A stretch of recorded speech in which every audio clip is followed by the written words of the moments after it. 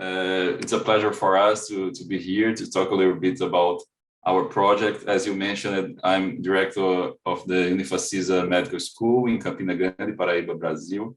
And we started 2 years ago this project to change our curriculum design based in the new approach of education, but in a student-centered learning approach. We understand that in past decades and maybe in past years, we have a lot of evolution in technological part, in cultural development, maybe in ESG, as Marcel was mentioned before. But in the educational part, we still have a more traditional way to teaching and learning in most of the universities around the world. It's not a Unifacisa problem, but it's something that happens around the world. We still have the teaching as an active part of the teaching and learning process. They still teach, and the students are like passive, waiting and receiving that information to understand and to figure out how they will understand better their knowledge. So we started this project to redesign our curriculum 2 years ago. We asked and invited the University of Maastrich to be a partner of Unifacisa. So we are the first university in Brazil to have this kind of partnership with Maastrich University to redesign. It's a full cooperation. We worked together for 7 years to redesign the curriculum, and it's not an easy issue. We need to work slowly and making. So we are going to work in back office for 2 years to the next year start the first period, and then step by step growing the new curriculum until the year 7. Well, so today we are having Geraldine Bourgeon and Mateus with me with this session. I would like to introduce also Geraldine. She's director of the School of Health Education of Maastricht University. It's one of the best school education for medical and health professionals in the world. So it's a great pleasure to work with them and to have she here today. And Mateus is a student from Unifacisa, and also he's the president of the Centro Acadêmico, Academic Union of Students in Unifacisa. So as we are talking about student-centered learning, the students are all in the center of the learning and all in the center of the process to change the curriculum and to develop the curriculum. So they participate actively in this process since the beginning. That's why Mateus is representing the students right now. So Geraldine, thank you. I would like to welcome and pass the presenter for you. Obrigada, bom dia. Desculpe, now falo Portuguese, so you have to follow me in English, and I'm really sorry that I cannot use your own beautiful language. But I'm very happy to be able to participate in this conference. And as we, of course, will share with you the perspective about this collaboration, I can only talk about the perspective from Maastricht, and Diego and Mateus will talk about the perspective from their side. So if you show me next slide, Diego, then you see that there is quite a distance between us. So there is quite a difference in perspective, and we have to keep that all the time in mind. It's not only in the language, it is in the culture, it is even in the time zone, because for me it is already afternoon while you are having this for breakfast. So it has a lot of dimensions and levels that we are not able to discuss all here now, but it is very, very interesting and challenging. So what we are doing in Maastricht University is that we had to find a lot of evidence about how we teach and how students learn, because 50 years ago, we were the first university in the Netherlands to start with problem-based learning. And in fact, the traditional schools didn't believe us. They say you cannot train students the way you want them to train. How can you make sure that they are capable doctors when they graduate? So from the onset, we started with a lot of research in education to build the evidence. So the assumption was that teaching is the same as learning. So why do we make this difference? Well, what is the difference? In fact, is there a difference? Well, if you see next slide, and I think Diego already told it a little bit, the assumption was that if you have a lecturer in front of the class and he is talking, or she is talking, and the students are listening, they just are like filled with the information that the lecturer is sharing. It's like you just put a funnel to your brain and everything is coming in there, and then everybody is happy. So the teaching is the learning. That is what we had in mind. And if you continue clicking, then you will see in the next slide that the transfer of information is not that easy. It's not like you just have the knowledge in the teacher, you talk about it, and that makes that the knowledge lands and stays with the student. So what we found out in a lot of different ways of looking at education is that if we lecture, the average retention rate is only 5%. So whatever you can remember from this lecture after some time, which indeed is the ultimate goal, we want students to remember what they are learning, is only 5%. So right now already I know talking and also talking in English, which makes the level or the transfer even less.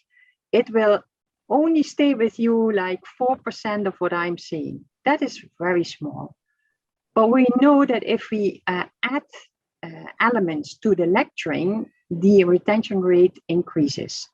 And for instance, we also find out that if you have discussion about what you are trying to learn, the retention rate becomes already 50%. Now, if you teach others, that means that you have to know a lot about it, so the retention rate is even 80%. That is one of the basic elements why we try to change a traditional lecture-based teaching into problem-based learning. So what we discovered is that teaching is not at all the same as learning. It doesn't mean that if I give a lecture that Matthias, for instance, then immediately understands and remembers what I was talking about. So what do? We do in Maastricht University, we use problem-based learning as the main educational method. In fact, in all faculties, not only in medicine, but our collaboration with Unifacisa is about medicine. And now, Diego, let's see if the technique is with us, because I would like to show you a small video. Welcome to Maastricht University. Are you ready? Wait a minute. That we are expecting, but not the how we are doing. Small tutorial groups, that's better. Maastricht University is known from problem-based learning, PBL. We solve complex problems using real-life cases. Each group has 12 to 15 students and divide the tasks between themselves. All have to participate actively in the discussion. One student lead the discussions and share with the others. To make sure we don't forget everything, the secretary will draw everything they are saying. Together, we ensure that the group will work together more than pros. And the tutor will be monitoring the process. But often we do progress by ourselves and the tutor stays in the background. We receive the case. The case is complicated. So we need a teamwork to solve the problem. The tutorial is a safe environment to communicate and solve this problem. We start by examining the case. to active brainstorming, to understand the individual pieces of the puzzle, using the knowledge we already know. So we are clustering the pieces of information with theories, experience, causes, and consequences. In this way, we get a good idea on how to solve the problem. So for each category, we search for the missing pieces of the puzzle and create concrete questions to help us identify the real problem. The tutorial is over, so we need to do some research and self-study. So we look for the learning goals we set in the tutorial group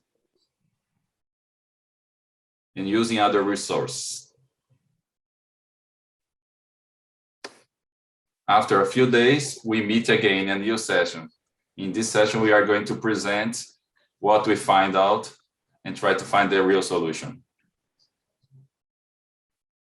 Sometimes it's easy, but sometimes it's hard to bring the information together. Fortunately, the tutor is there to help to achieve the goals. We will use this process in every tutorial. In addition, we still have some lectures. Now you know how the PBL works. The reason is clear. In PBL, we learn more than just facts. We learn to think, we learn to collaborate with others, and also to have feedbacks. And we have to be involved in the tutorials. That's why we learn more. And also we have practical and skill training sections, and also lectures, statistical data, to examine a patient and to learn more.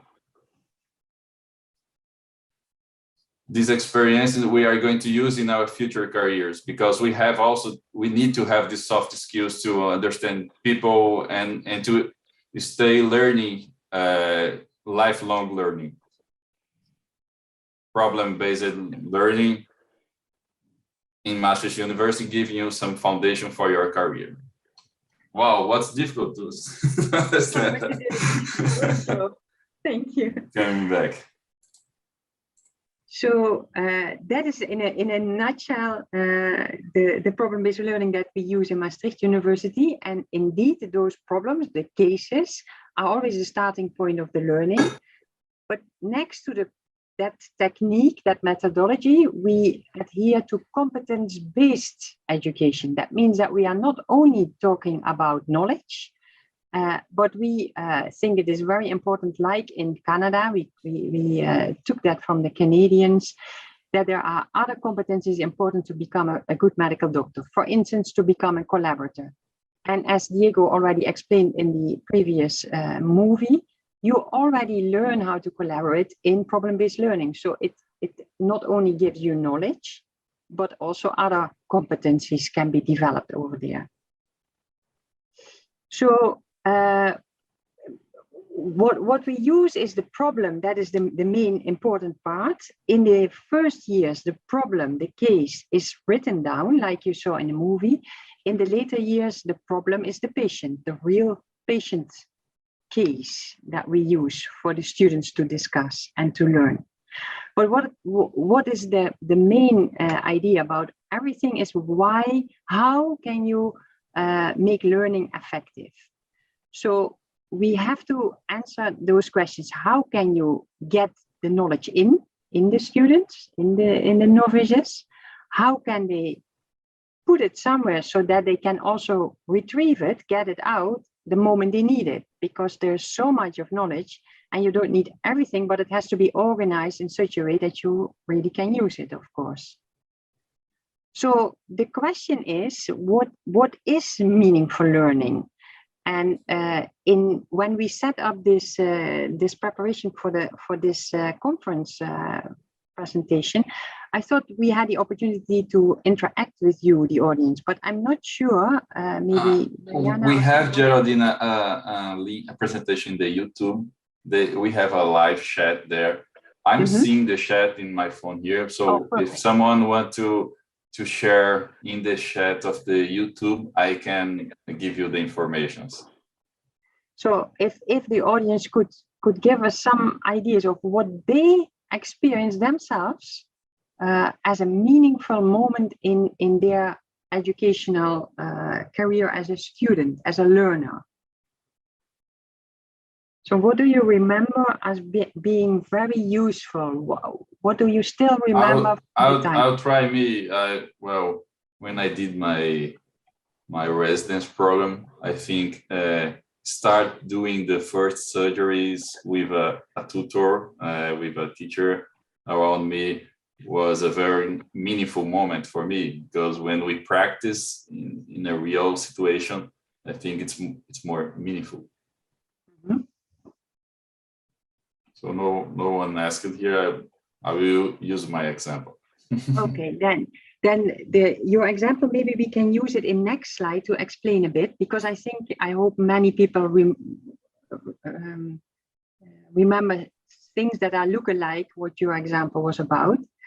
And what we know, and that is based in this problem-based learning, is that if you learn in the context, and that is what you described, Diego, you were really in the real situation, it will make it easier for you to understand. It will make it easier for you to store the information, but it will definitely make it easier for you to get out of your mind the knowledge that you need in a similar situation. So if you learn it in the context in which you are going to use it, it will help you to remember it and to use it good. Geraldine, we have an interaction here. Paulo Miranda Filho said that the moment when he perceived that when he practiced, he thinks it's more meaningful to understand the competence, right. more than just a theoretical moment or knowledge. So it's hard, but it's a magic moment for him. Exactly, yeah. And that is what we mean with context, that it helps you to understand it and use the thing that you learned in the real situation, but it is also very important for the motivation. And I think that is what Carlos also explained here. The other elements, constructive and collaborative, I will try to help you explain it in the next slides. So if we go first to the constructive learning, and then just a small exercise in the next slide. Now I want the audience not to write this down, this figure, but to try and remember it. So don't cheat with me and write it down and then later on you know it exactly, but try to remember it by heart. And I'm now watching my stopwatch, and you get 5, 4, 3, 2, 1, 0 seconds to look at it. Then we continue, Diego, with the presentation. So what we know about constructivism is that you have to have some information already with you, and you are adding new information on top of it. And that will be the way you can remember it and make it more. So it has to connect to something. And that is what it says, an approach to learning that holds that people actively construct or make their own knowledge, very much in your own head, and that reality is determined by the experiences of the learner. So the actively is a very important, and it is your own knowledge. That means that the teacher cannot do that for you. If you have a lecturer in front of a class, he or she cannot make the students active people and constructing their own knowledge just by talking in front of the class. So I would like to see if there are people in the audience who can still remember the figure that we shared 2 slides back, or maybe part of the figure. And then you can type that in the chat box. Something coming up? Not yet. Maybe they are typing in their minds, I think, not in the chat box, because it's not easy to remember that numbers. No, it's not easy at all, but maybe then we help a little bit. And if you go to the next slide, this was the bigger figure. And if you break it down into this, does it have a meaning for you? Do those numbers tell you something? Yeah, because you have to help me. 1630. What happened in Brazil is that the Dutch invaded Brazil. Well, it's not. It is a black part in our history, but I have to be honest. In 1822, what happened in 1822, Diego? Independence in Brazil. Exactly, independence. 1946. It's in the end of the war. Yeah, constitution, something in your country, there was a new constitution. Yeah. And 2021, of course, was last year. Now, that big figure that we showed 2 to 3 slides ago was built up into 4 of these dates or years that are very important. So you can remember that very difficult figure if you break it down into pieces that you already knew. That is what we mean with constructive. It is not out of the blue that we want you to learn that number, that figure, and you just do it by heart and you try to remember it very hard by repeating and repeating. No, we help you to remember what is 1630 or what is 801022 and so on. So that is the constructive part. If we can continue with the next slide. And I have to keep it short because time is running, so I will use a few slides to explain this one, but say it in one.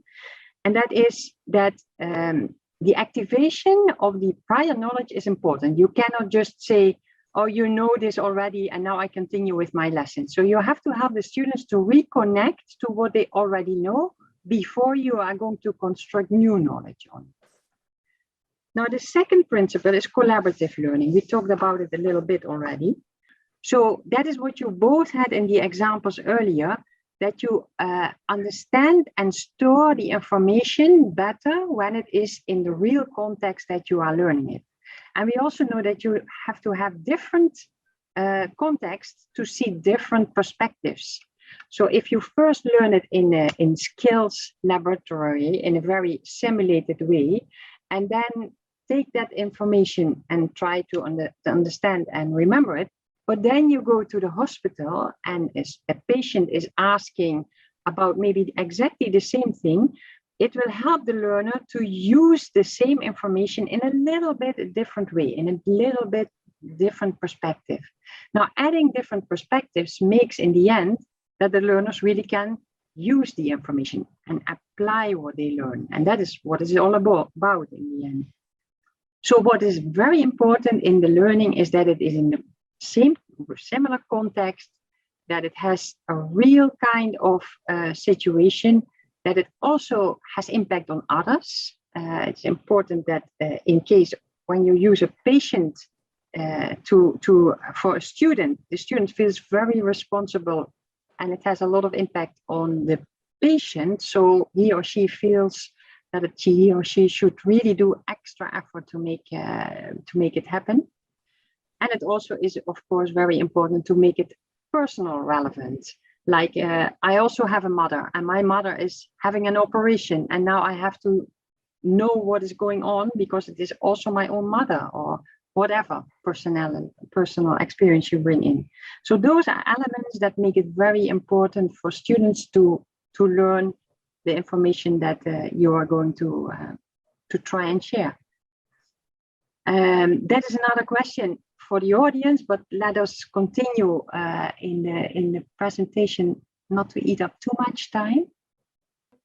So the last principle in the CCC, the collaborative learning, is another one. And if you show next slide, this would be again a small assignment, and in reality I would ask you to do that in small groups, because what the assignment would be, if we would be all together in a big room, I would ask you in smaller groups of 3 to list for me 15 of the different sports that were present in the Olympics in Tokyo.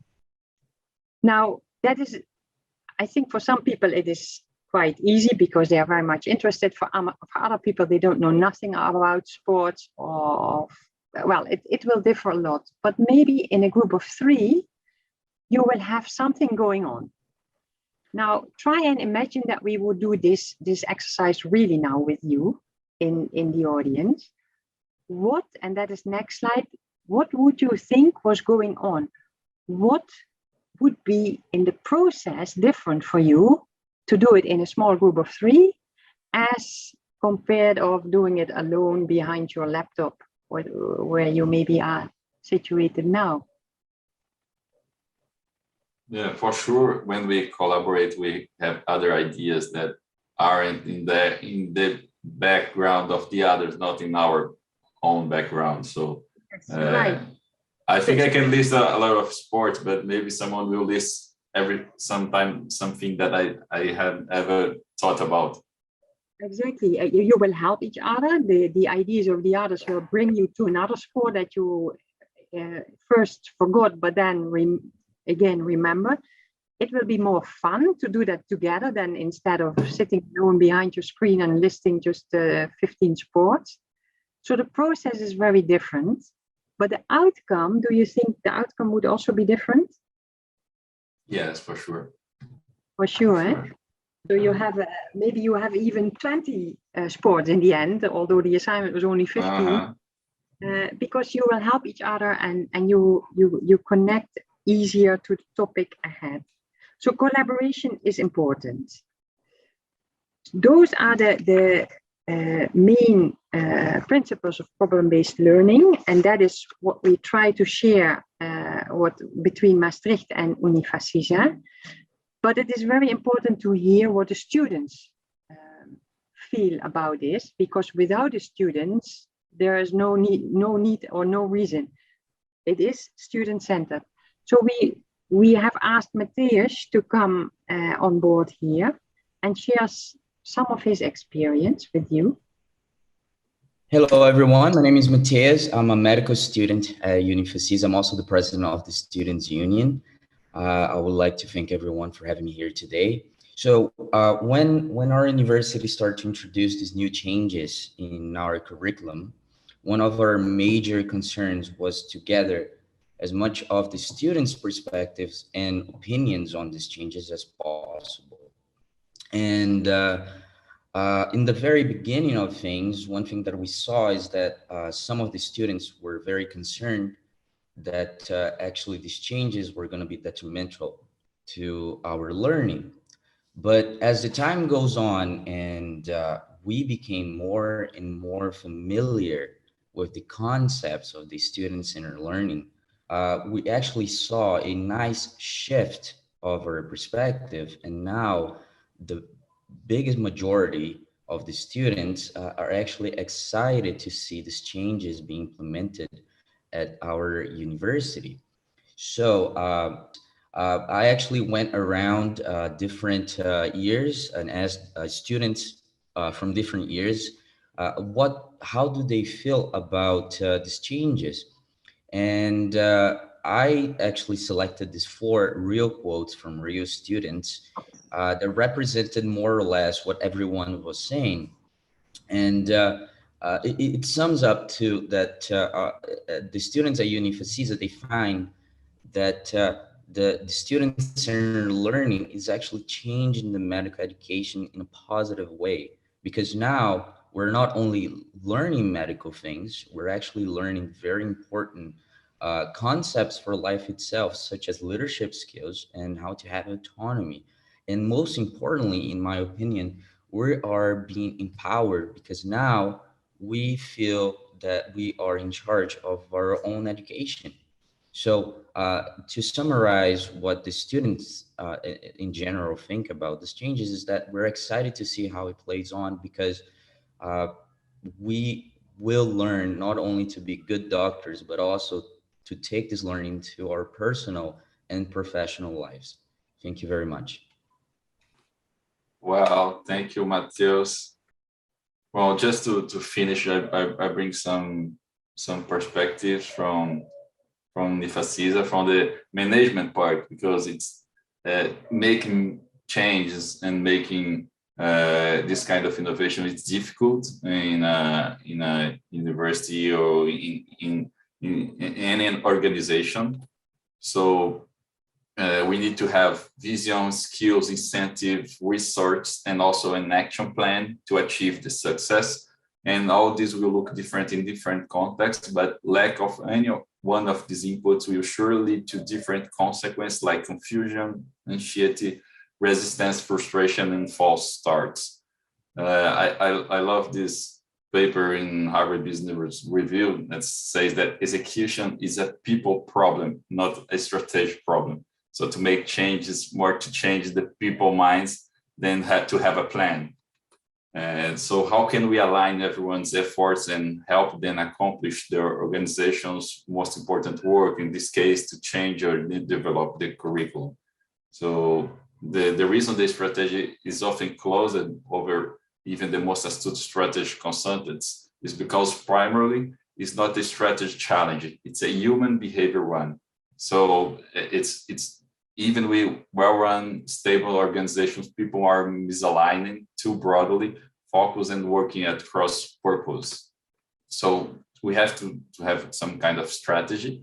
And the first one is define the bigger arrow, the common purpose. What make everyone together in the same page to move this project forward? So identify the highest impact people in the organization, the innovators, determine what they should focus on. So it's the curriculum development, have objective tasks to do, hold coaching sessions like workshops, and masters do these workshops with us in so many moments during the year, collect and share that data. It's important to amplify performance and also to amplify to the audience, to the other teachers, to the students, what we are doing in our curriculum development group.